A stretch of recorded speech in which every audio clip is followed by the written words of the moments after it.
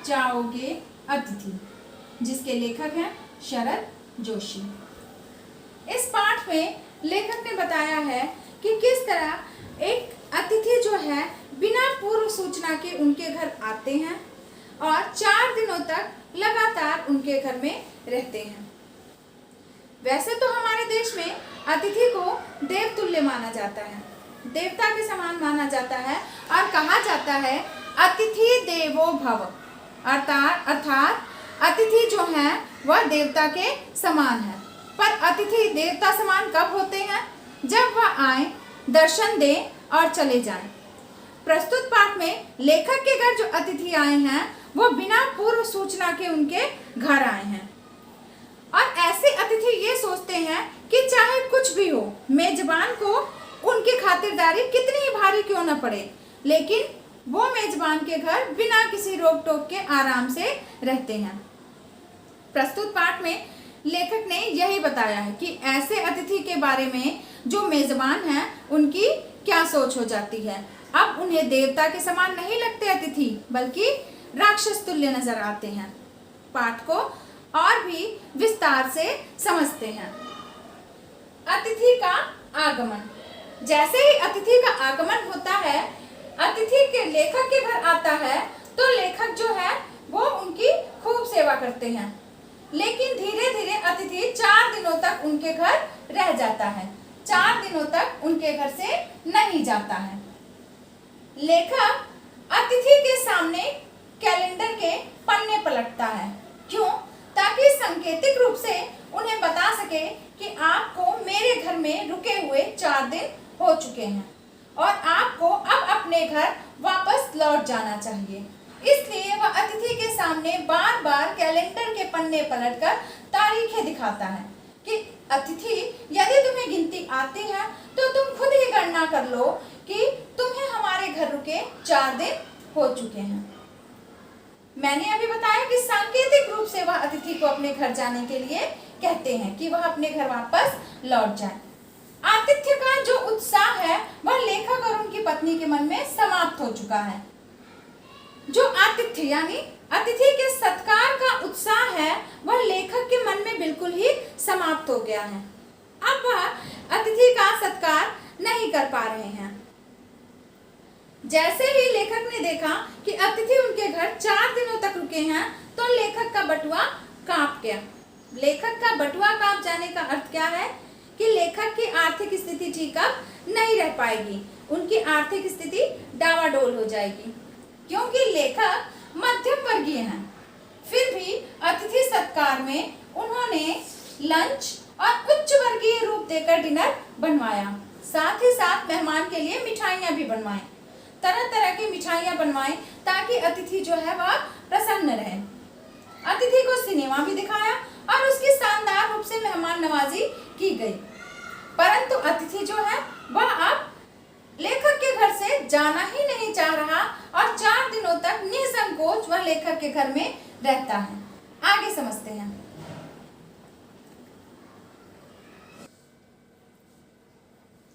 लेखक की मुस्कान फीकी पड़ जाना। क्या अर्थ है इसका? कि लेखक जो है अब अतिथि के आने से प्रसन्न नहीं हो रहा, बल्कि दुखी हो रहा है, क्योंकि अतिथि लगातार 4 दिनों से उनके घर में रह रहा है और जाने का नाम ही नहीं ले रहा है। जब चौथे दिन अतिथि ने कहा कि उसके कपड़े लॉन्ड्री में देने हैं, तो लेखक को आशंका हो गई कि ये अभी और दिन उसके घर रुकने वाले हैं। लेखक और अतिथि के बीच अब बातचीत के लिए कोई विषय नहीं बचा, सारे विषय समाप्त हो गए। सम्मान के जो शब्द लेखक और उनकी पत्नी ने अतिथि के लिए बोले थे, वह सब अब धीरे धीरे गालियों के रूप में परिवर्तित होने लगे, यानी उनके सम्मान भरे जो शब्द हैं वह गालियों में बदलने लगे। लेखक और उसकी पत्नी का अतिथि के प्रति क्रोधित होना। लेखक और उसकी पत्नी अब अतिथि के प्रति ज्यादा क्रोधित होने लगे और मन ही मन उनकी भावनाएं जो हैं वह गालियों के रूप में निकलने लगी। लेखक की पत्नी ने अब खाने में किसी प्रकार की कोई भी स्वादिष्ट व्यंजन या मिठाई नहीं बनाई, बल्कि अब वह भोजन में खिचड़ी बनाने लगी। अब वह डिनर और लंच को छोड़कर भोजन में खिचड़ी ही जा रही थी। लेखक की सहनशीलता समाप्त हो गई। अब अतिथि के लगातार 4 दिनों तक घर में रहने और जाने का नाम न लेने के कारण लेखक के अंदर जो उसके रहने और जो उनके भाव की सहनशीलता थी वह अब समाप्त होने लगी। लेखक अब मन ही मन सोचने लगा, तुम कब जाओगे अतिथि, कि अतिथि तुम कब अपना बोरिया बिस्तरा समेटोगे और मेरे घर से अपने घर लौट जाओगे। आगे, सत्कार की ऊष्मा समाप्त होना। कहने का अर्थ है कि लेखक ने अतिथि के सत्कार के लिए बहुत सारे कार्य किए, परंतु अब यह सत्कार की जो ऊष्मा थी, जो उत्साह था, वह समाप्त होता जा रहा था और अतिथि जो है उसके सहनशीलता की भी हद हो रही थी। अतिथि के प्रति मेजबान कौन थे? लेखक और उनकी पत्नी के मन में जो आदर था वह समाप्त हो रहा था। अतिथि के लिए अब प्रेम के व्यवहार की बजाय एक घृणा सी उत्पन्न हो रही थी कि अतिथि अब उनके घर को छोड़कर क्यों नहीं जा रहे हैं। लेखक के होम की स्वीटनेस को खराब कर दिया था। उनके होम की स्वीटनेस काटने को दौड़ रही थी। क्योंकि अतिथि जो है उसने उनके घर की सारी खुशियों को कम कर दिया था। स्वीट होम क्यों कहा जाता है होम? इसलिए क्योंकि उसमें परिवार के सभी सदस्य मिलकर रहें और अपनी अपनी जिंदगी जिएं। पर जब कोई आगंतुक बिना किसी पूर्व सूचना के उनके घर आ जाता है और अधिक समय तक टिका रहता है तो उनके घर की जो स्वीटनेस है वो खत्म होने लगती है। अब लेखक के मन में यह बात आई कि देवता और मनुष्य अधिक देर तक साथ साथ नहीं रह सकते। तो ये जो बात है अतिथि देवो भव, अब लेखक के मन में यह बात जो है वह यह सोचने पे मजबूर होने लगी, इस बात को लेकर वह यह सोचने पे मजबूर होने लगा कि क्या देवता इतने समय तक कहीं पर टिक सकते हैं, रह सकते हैं। वो सोच रहे थे कि देवता का क्या कार्य होता है। देवता थोड़ी देर के लिए दर्शन दें और दर्शन देकर चले जाएं, वहां पर अपना अस्थायी रूप से घर ना बना लें, डेरा ना जमा लें। अतिथि को कुछ समय तक ही रहना चाहिए।